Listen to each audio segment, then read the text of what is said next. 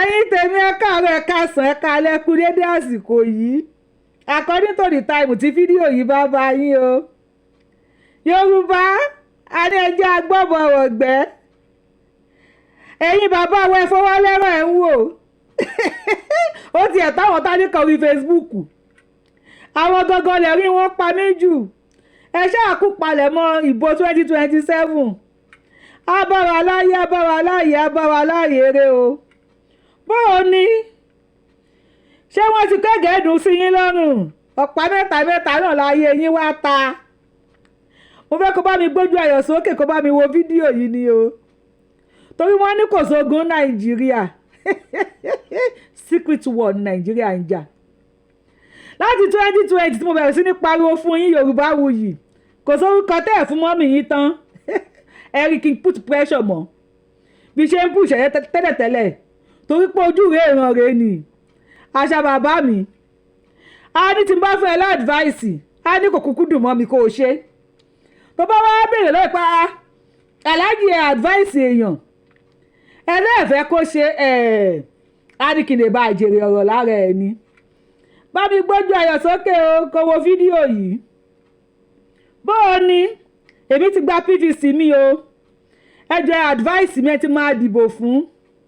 bóyá APC bóyá PDP bóyá SDP bóyá LP ẹ jẹ́ ká kọ́kọ́ wo fídíò yìí ná ó ní orí wọn àwọn ọmọ ni wọ́n sá lọ ní òrò láì wọṣọ lọ́rùn yẹn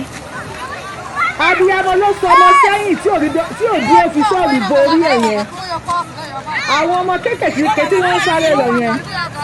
bó ṣe ń wò wọ́n tó jọ wípé ìyá wọn àti bàbá wọn wà lára àdìgbò tí wọ́n sá lọ yẹn ṣé wọn àti ìpàyà àti bàbá wọn odidi ìlú kan lórí tí wọ́n ń yára lọ́tún lọ́sùn yẹn bèrè ibi tí wọ́n lọ wọ́n mọ̀ àwọn tí wọ́n ní Nàìjíríà gangan Nàìjíríà tí wọ́n build sórí fraudulent land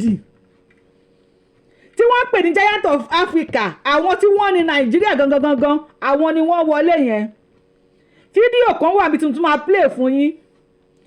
àwọn ọmọ Nàìjíríà ni wọ́n ń sá lọ yẹn bèrè lọ́wọ́ ààrẹ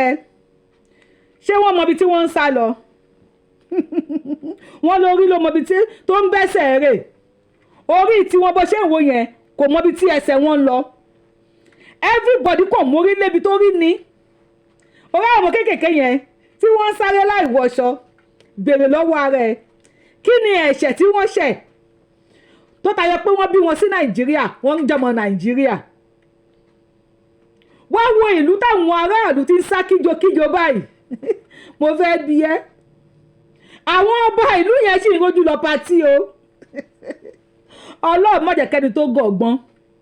kí gbogbo ẹni tó gbọ́n wọ́n lè máa rẹ́ni túnjẹ bí iṣu ó ti mọ yẹn sá lọ bẹ́ẹ̀ ni àwọn pírẹ́sídẹ́ǹtì gọ́fúnà sínétọ̀ gbogbo nílùú tó ń wò yìí tí wọ́n ń pè ní Nàìjíríà táwọn èèyàn tí wọ́n ti ń sá lọ fún ẹ̀mí wọn yìí tí ìyá ò ti rí ọmọ tọmọ ò ti rí bàbá àwọn olórí ìlú yẹn sì ń ṣe patí o ìkan tiẹ̀ ṣe birthday of recent bẹ́ẹ̀ ni Yorùbáwùyí lórúkọ mi ojoojúmọ́ ayé báyìí ni mò ń sọ fún yín pé àwọn olórí Nàìjíríà tí iná bá wà wọn ò ní wọná eré ló pé kò síná kan tí wọ́n fẹ́ wọ̀ bọ́ paníku ẹyọ kan ní 2027 election máa ó di ẹ dìbò ẹni tí ó wọlé according to them o èmi ò mọ̀ o mo wá fẹ́ bèrè lọ́wọ́ ẹ̀ ìwọ tó ń wò mí nísìn tá a ní ká dìbò fún lórí ilé tó ti yẹ̀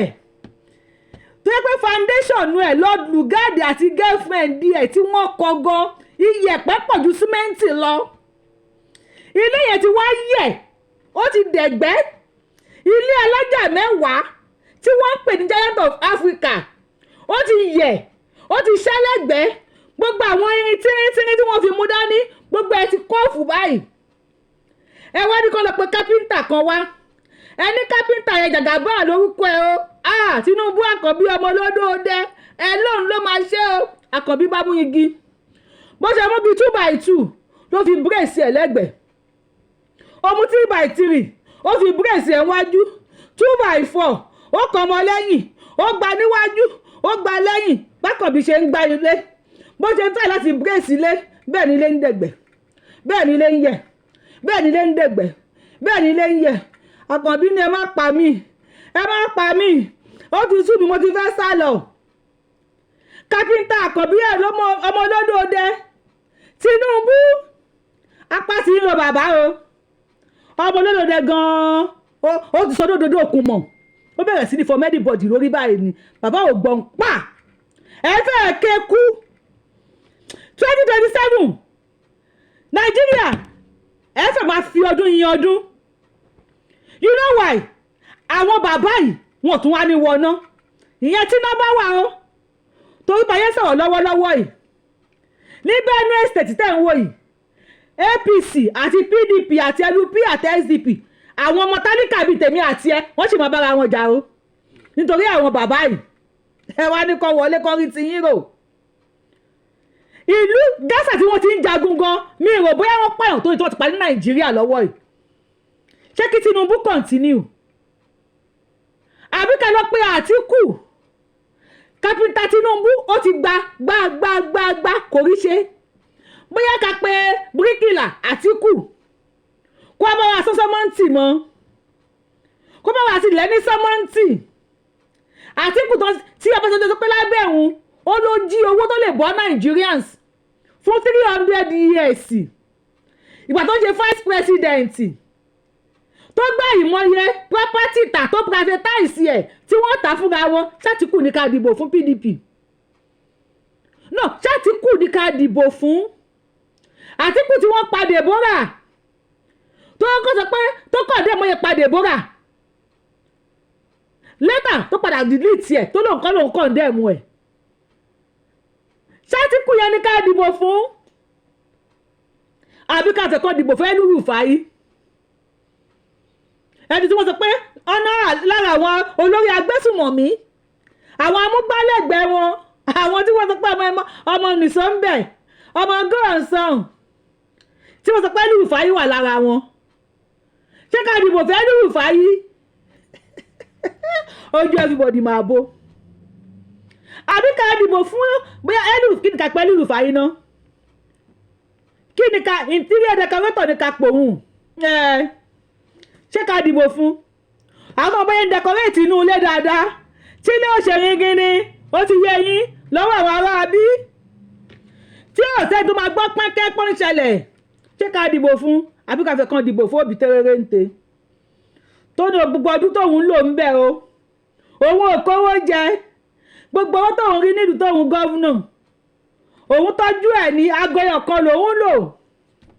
fódìdí ọdún 8. Ṣóbi ní ká dìbò fún? À ń bèrè lọ́wọ́ yín ni àwọn tó Tinubu tó dáńtọ́ tó sì ní action díẹ̀ ó ṣe kò rí ṣe. Ṣóbi ní ká wá dìbò fún?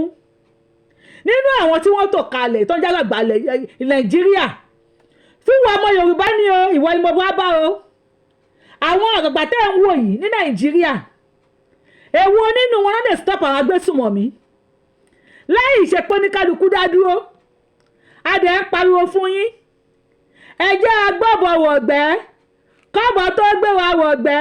ẹ fọwọ́ lẹ́rọ̀ ẹ̀ ń wò. Àwọn àgbàgbà kan ti ẹ̀ ń pàtàn, wọ́n ní Yorùbá àti ilẹ̀ Sokoto, wọ́n nílẹ̀ Aláàfin ló débẹ̀, ọmọ ìyá ni wá, àwọn kan ní Saudi láti wá. Gbogbo ibi tó bá wùn ká àti wẹ́ ẹ̀ ṣe jẹ́ ká kọ́kọ́ dá dúró ná. Tó bá wọn tá à ń wò yìí, àwọn tẹ́mi ń wò yìí, bóyá kò sáré wo fídíò kan níbi tí chairman ní Benue State tó ti gbé ẹnu sókè tó ń sun ẹkún, bóyá kò sáré wò ó. Ó ti ní òkú ló pàlẹ̀ yẹn o, àwọn èèyàn náà pa yẹn o. That it is only the federal government that can give them the mandate to engage these people.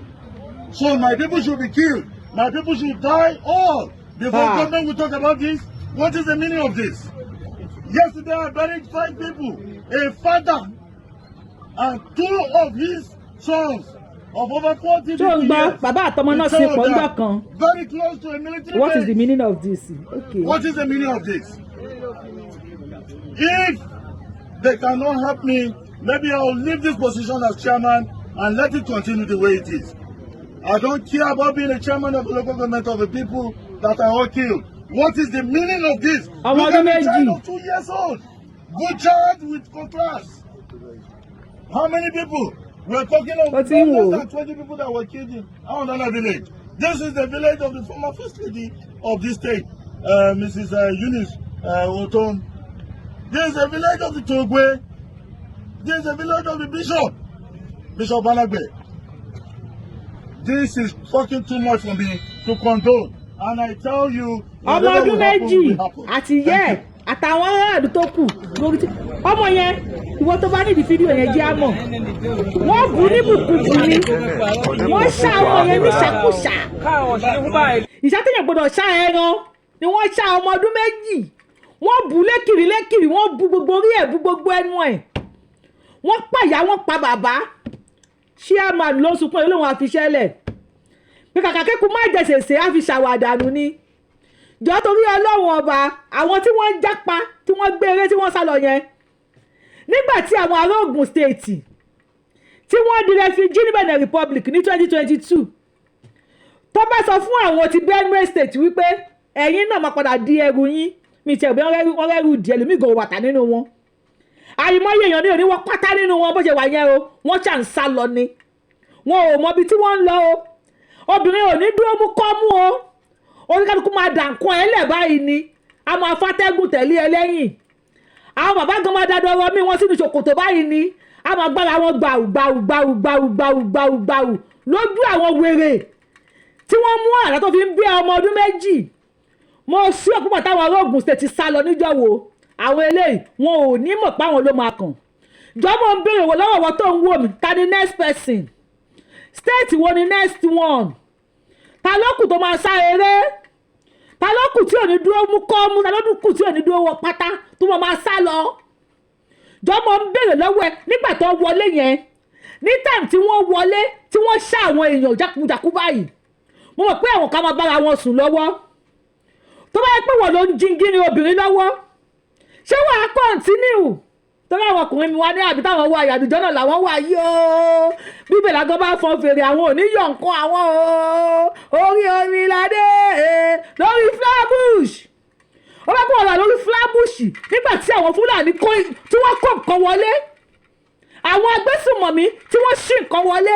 bọ́ọ̀ ni ṣé wàá kọ́ńtínú ìwọ obìnrin kan wound me shift my womb ó bá kí wọn náà shift womb ẹ lọ́wọ́ nígbà tí wọ́n kó nǹkan dé ṣé wàá di bàbá mi wà lóyá continue máa shift ẹ lọ continue máa gbá nǹkan sí nǹkan lọ mo ń bèrè lọ́wọ́ ẹni o obìnrin mi ń sí ọbẹ̀ lọ́wọ́ tó ń di pẹ́lálẹ́ ní ayàtọ̀ tí dájí ò ní ṣe é kó kájọ máa yàtà bẹ́ẹ̀ ó ń dín ọbẹ̀ lọ́wọ́ làwọn ará bí ìwọlé jọ torí ọlọ́ọ̀bọ ní síbi ẹ̀rọ máa fò lọ mo ń bí ẹni táìm tó wọlé yìí a máa rí ẹni tó máa rọbí lọ́wọ́ ọmọ tó fẹ́ bí jáde bọ́ọ̀ lọ́mọ bọ́ọ̀ ní condition yá tí eléyìí bá this can only happen in Nigeria o tí ó dẹ̀ mọ̀dàbí normality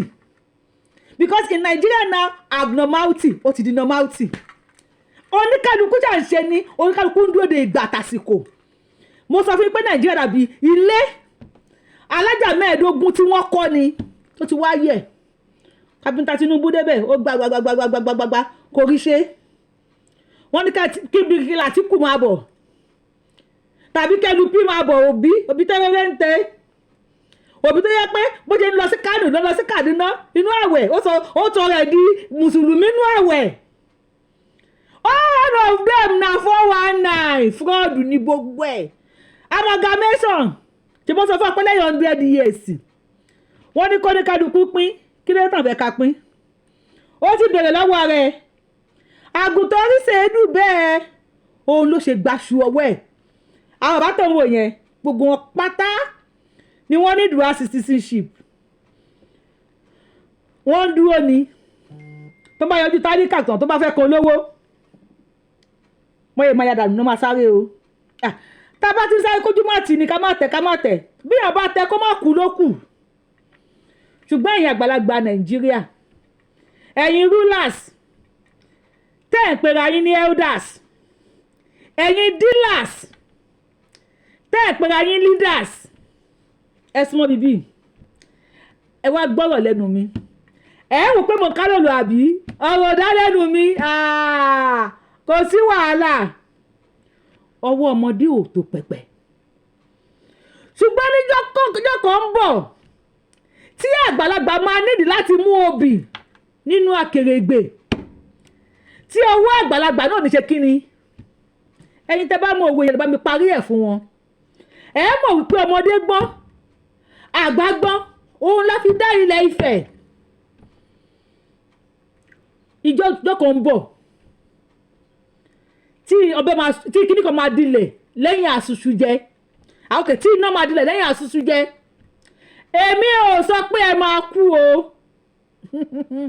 ṣùgbọ́n tí bá rántí ikú sámẹ́dò yìí lábẹ́rẹ́ pírẹ́sìdẹ̀ǹtì ìṣẹ̀yẹ bójúmu àìnítẹ́lọ́rùn ló ń da sámẹ́là mú o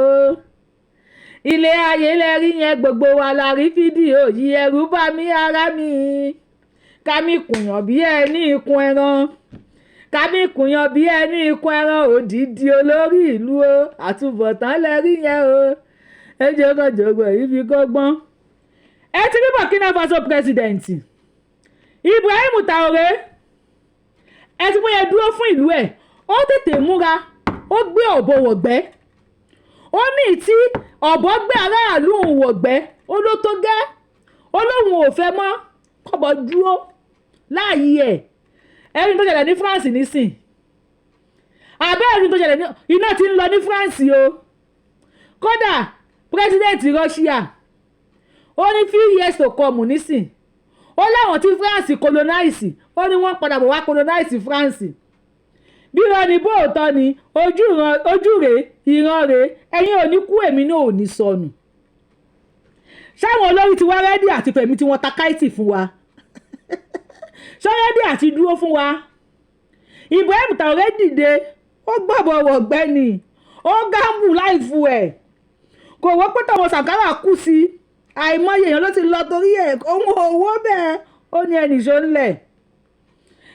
ṣó ńlẹ̀ ìlú must be great ẹ bá mi náwó sáwọn tàbí ká dìbò fún o torí PVC mi ti rẹ́dì yìí tó máa dìde fún wa nínú wọn pé ìlú must be great please let me know in the comment section yìí tó bá wọ̀ pé àyè ẹ gbé orí ẹ gbà láti dìde fún wa wípé Nigeria must be great ẹ lè bá mi kọ sí comment section ìríkùrí bèbí àbẹ̀bí ni wọ́n bá bẹ̀bí ṣe ń dáná báyìí ní bèbí ẹ̀hún lálà àwọn tẹ̀ ń wò yìí wọn ò gbọ́ anything wọn ò dẹ̀ ready because even Nigerians are waiting for one Congo of ìrẹsì àǹkárá ọ̀pá mẹ́ta ẹ̀gẹ́dùn Kampala ọ̀pá mẹ́ta ohun tí wọ́n ń dúró dè nìyẹn jọ talamọ̀ tó kàn tó máa sáré èje talamọ̀ tó kàn tó máa wọlé pa now mo sọ fún yín pé Nàìjíríà ó dàbí acting place ni níbi táwọn Nollywood tó ti lọ ṣe fíìmù bóyá kí a sọ pé a fi ṣátà ní Nàìjíríà tó yẹ pé wọ́n ti kọ script lé everybody wọn lọ́wọ́ kí Jésù bọ́lẹ̀ kó padà wá sáyé kó ní Nàìjíríà ló ń fẹ́ dé sí Jésù náà tiẹ̀ ní try ẹ̀ Jésù náà ìgbà tó tí ò fẹ́ rí pìtìpìtì ayé kó wá sí pé àwọn tiẹ̀ wá decide wípé Nàìjíríà ló ń fẹ́ dé sí with àwọn tó wà ní Nàìjíríà for now ṣé Jésù lè rí ṣe wọ́n tẹ́ pé Jésù fúnra rẹ̀ ó máa gba kí lórúkọ ẹ̀ ní script lọ́wọ́ àwọn tó nílùú ohun tí Ibrahim Traoré kọ̀ Jésù fúnra rẹ̀ máa gbà á ní àbí ká wọ́n sọ pé àná bí mọ̀ọ́mọ̀ kí Muhammed gan jí nínú sàárè tán sí sí àbí kò padà wá ó máa ka script ni torí àwọn tí wọ́n pààyàn yìí wọ́n ti rí Nàìjíríà bẹ́ẹ̀ ni wípé àwọn làwọn ní Nàìjíríà táwa ló fẹ́ ṣe ta lẹni tó tẹrù bí ó lè ṣe fún wa dey play ní gbogbo wa wà ẹ̀yin bàbá yìí ẹ̀yin ọmọ Yorùbá pátápátá mo tún padà wá pé ẹ jẹ́ ká tètè gbé ọ̀bọ wọ̀gbẹ́ kí ọ̀bọ kó tó gbé gbogbo wa wọ̀gbẹ́ àwọn tí wọ́n ń pààyàn anyhow yìí wọn ò rán anybody iṣẹ́ o ìran Yorùbá ò dẹ̀ kì í ṣe ìran apààyàn ìran Yorùbá ò lè bá wọn gbé ìran Yorùbá ò lè gbé pẹ̀lú àwọn people yìí ká succeed a lè gbé pẹ̀lú wọn ká survive a lè gbé pẹ̀lú wọn ká rí nǹkan tó ń jẹ́ ìlú wa ká rí ṣe o àfi tó ní kálukú bá dá dúró tó ní kálukú bá dúró láàyè ẹ̀ ó nìkan ló kù Tinubu ọmọ olódòdó gan ó fẹ́ máa yé bàbá fún ara wọn mọ́ tó èmi ò ṣọ̀pọ̀ yé wọn Sunday Igboho tó jẹ́ ọmọ wọn tó pé àwọn wèrè yìí tiẹ̀ máa ń bẹ̀rù díẹ̀díẹ̀ Tinubu ò lè release ẹ̀ kẹ̀ kó release ẹ̀ kí pìtìpìtì ayé ba the same way tó ń fẹ́ fi one of us negotiate ni kí la wá fẹ́ ṣe níbi tọ́rọ̀ ọ̀dẹ dúró ìsìn kí ni ká ṣe ó ń bi mí èmi náà ń béèrè lọ́wọ́ ẹ̀ ni tó ń béèrè lọ́wọ́ mi kí ló fẹ́ kẹ́mi sọ bó ṣe ń bi mí lèmi náà ń bi ẹ́ tá a ní ká dìbò fún who is the right man for the job ta ló lè ṣe é ta lè rò pé ó lè bá wa ṣe é ta ni ẹ tẹ́ bá wọn pé ó lè bá wa ṣe é tó lè yanjú ẹ bá wa kọ sí comment section ẹ dẹ̀ máa campaign fún wa dáadáa o tó mọ̀ pé pátì oríṣiríṣi ni wọ́n ti háàdì mi sínú platform oríṣiríṣi ẹ tẹ́ bá ń wo show yìí ẹ bá mi share video yìí káàkiri ẹ bá mi tẹ thumb up lórí ẹ̀ opinion ti yẹn bá mi kọ sí comment section ẹ̀yin tẹ́ bá ti download tap send ẹ bá mi download tap send ẹ lo promo code mi Abiola TTS ní àkọ́kọ́ tẹ́ bá kọ́kọ́ fẹ́ ju owó sílé anywhere tẹ́ bá wà ẹ lè fi send owó sí Naija torí lọ́wọ́ yìí àmọ́ tí 2027 máa bí àmọ́ lálá tó lọ sókè wọn nílẹ̀ ló ń bọ̀ kì í ṣòwe Nàìjíríà o gbogbo ohun tó lọ sókè Nàìjíríà èwo ló ti wálẹ̀ tẹ́bá tó lọ sókè Nàìjíríà tó wálẹ̀ lè bá mi kọ sí comment section ilẹ̀ ní ẹ fún bàbá aláyè ẹ jẹ́ kí bàbá ó sanjọ́ débẹ̀ o pa àtúgbọ́ pé ẹ fún bàbá aláyè ẹ jẹ́ kí bàbá ó relé tán bá wà ń bẹ̀ wọ́n máa ṣe rádà tán bá kú òǹbẹ̀ wọ́n á bẹ̀rẹ̀ sí ní sọ pàlà the same people tí wọ́n ti ń control Nàìjíríà lórí fraudulent constitution fraudulent gbogbo law oríṣiríṣi tí wọ́n ń ṣe tó pé tálíkà ló mú tí ò mú lówó that same set of náà wà ń bẹ̀ and as they are going out they are putting their children how far how market kò sórúkọ tẹ́ pé ya yín tán bàtà ṣe bẹ̀rẹ̀ sí ní sọ fún yín pé mo ti mẹ́lò mo ti sẹ́lẹ̀ńkẹ́jọ ojú rẹ̀ ìran rẹ̀ gbogbo wa jọ wà ń bẹ̀ náà ni now kí ni solution 1000 advice no solution tẹ́mi rí ni pé ẹja á dá dúró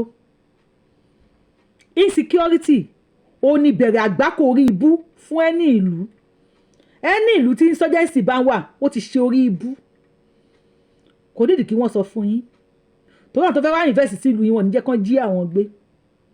àwọn ọmọ ìlú tó yẹ kí wọ́n tún lù ṣe gbogbo everybody ti ń jápa èèyàn bá gbórí kódà ẹlòmíín sìn kí wọ́n gbé dánfò kalẹ̀ kọ́ ní dánfò yìí o Amẹ́ríkà USA ẹlòmíín rẹ̀ dà ti so mọ́ táyà ẹ̀ báyọ̀ máa sá kúrò ńlé ní ọmọ Yorùbá tí àwa kan máa sá Yorùbá ń sá kúrò lórí ilẹ̀ wọn Fúlàní ń sá wá sílẹ̀ wa àwa ń jákọ́ lọ sílùú òyìnbó Fúlàní ń jẹ́pa wá sórí ilẹ̀ wa is this how we will continue tójú gbogbo wa ò ní bó Yorùbáwùyí lórúkọ tèmi Yorùbáwùyí lèmi ń jẹ́ o Yorùbá ẹ jí lójú oorun yín ẹ jẹ́ ká tètè múra ká gbé ọ̀bọ wọ̀gbẹ́ kí ọ̀bọ tó gbé wa wọ̀gbẹ́ gbogbo ẹni tó wò yẹn bá yé ẹ bá mi kọ sí comment section ẹ bá mi tú síbẹ̀ fún àwọn ọmọ jẹ̀nsì tí ò bá yé ipe jẹ́ ká tètè múra ká gbé ọ̀bọ wọ̀gbẹ́ kí ọ̀bọ tó gbé wa wọ̀gbẹ́ ẹ ká lọ ṣiṣẹ́ ọ̀gbìn mi ò ní ẹ má ṣiṣẹ́ ọ̀gbìn o ṣùgbọ́n gba àwọn tẹ́lẹ̀ tí wọ́n ń sáré lọ ṣé wọn ò lóko nílùú wọn àwọn tí wọ́n ń sá lọ yìí ṣé wọn ò nílé tí wọ́n kọ́ wọn lọ́mọ nílùú òyìnbó o bí tí ìyá mi ti ń sá lọ fóònù ẹ̀ ti sọnù o báwo lòun àtọmọ ẹ̀ ti máa contract ara wọn bóyá ń sá lọ bóyá Tógò ló ń sá lọ ṣáwọn ìyá ọtẹ pé wọn ò mọ fóònù tẹ̀ ṣáwọn ọmọ nọ́mbà àwọn ọmọ wọn lórí mélòó ni wọn lọ pé kíní kan wà tó ń pè ní Facebook food basket of Nigeria lórí yẹn o the food basket of Nigeria làwọn èèyàn náà gbé eré ọmú ń ṣe lábá lábẹ́ aṣọ kò sẹ́ni tó dúró wọ kọ́mú ẹ̀pọ̀n bàbá ló mì lẹ̀gbẹ̀lẹ̀gbẹ̀lẹ̀gbẹ̀lẹ̀ ní ìṣòkòtò yẹn oníkàlùkù fi tán gbá nǹkan ẹ̀ ni bí ó bá jábọ́ kó jábọ́ lójú ọ̀nà eré táwọn èèyàn ń sá lọ síbi eré bẹ́ẹ̀ pọ́n ó bá jábọ́ kó jábọ́ káwọn ṣàṣẹ mórí délé káwọn lè bá máa káwọn rẹ́mi fi ṣe tó bá kù tí báyìí máa continue ni opinion tí ẹ bá mi kọ sí comment section ẹ bá mi share fídíò yìí fún gba ọmọ Yorùbá ẹni kan bá mi ṣàlàyé ẹni tá a bá máa dìbò fún see you on my next show if you are coming across this page for the first time Yorubawuyi lórúkọ tèmi Yorubawuyi lèmi ń jẹ́ I am the one and only Akalolo of Yorùbá land adáwọn ilẹ̀ Yorùbá ọmọ tó jọ ọmọ lọ yọlóye tí ò pé méjì abẹni ọmọ tí ò ṣe pààrọ̀ ẹni tó máa pààrọ̀ tiwa adéwájú federal government tó máa sáìn ẹ̀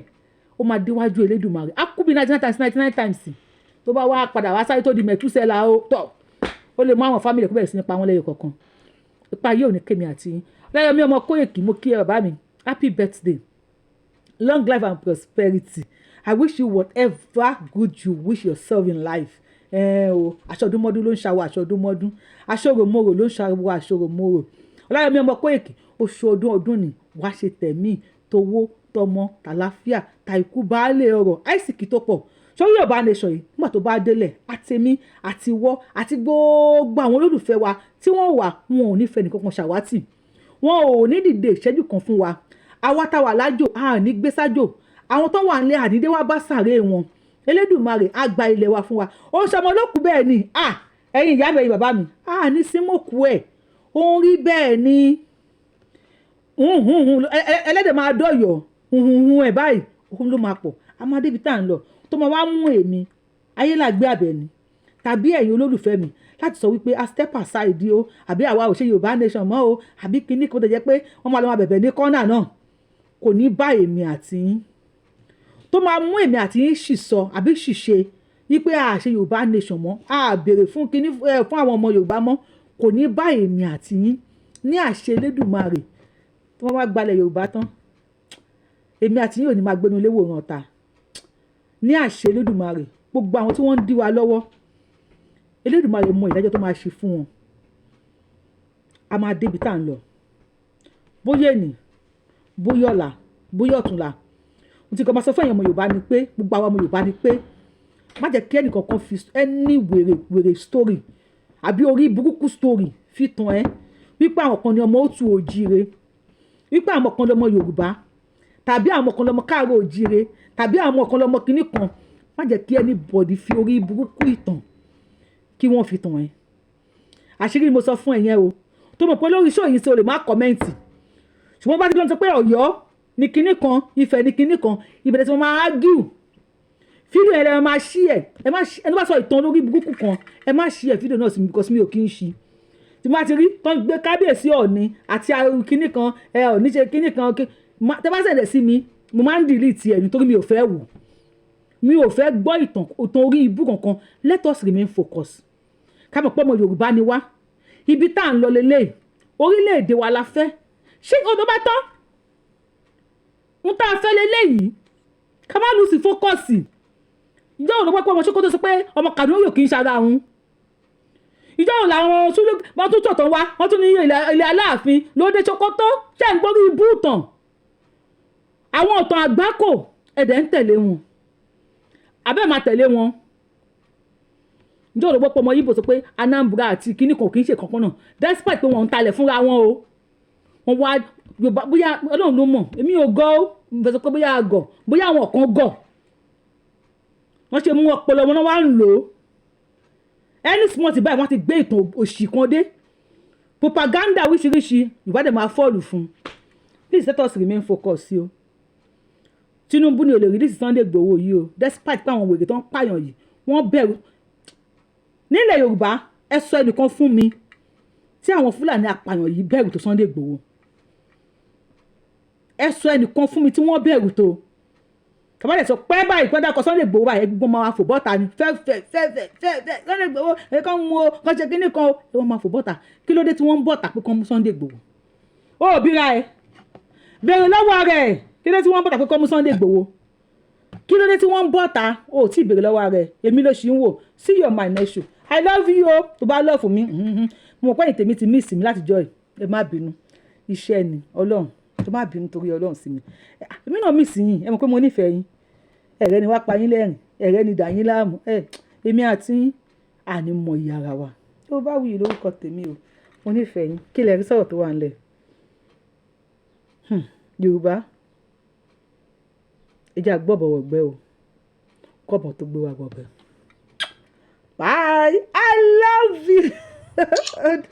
ó dàbọ̀ happy new month tí mo ti sọ yẹn tí mo ti kí yín fún new month ẹ wo tí mo bá sì kí yẹn iná ẹ kí mi.